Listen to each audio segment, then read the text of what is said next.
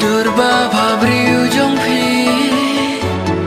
thaba kum ki kjat sngi haba pi phajanga isur iba jem jong pi bendap men sim thili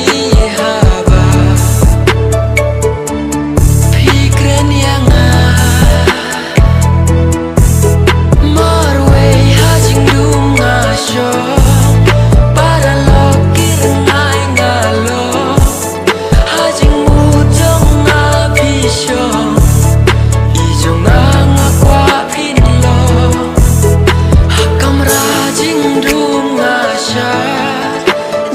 Shai la slem ngawa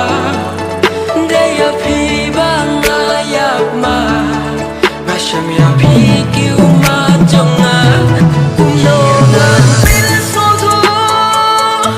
Ya ka jing snow jonga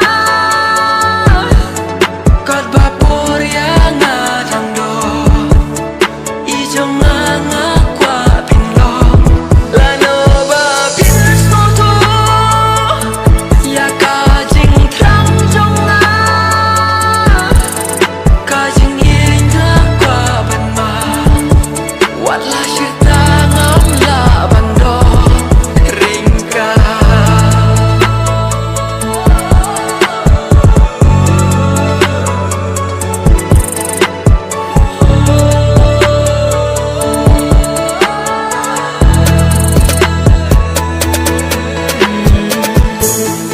Kirmen ba pin snow thu ban pen paru nga snow kyu haba pi pe chana men ta jing kirmen nga do ba pi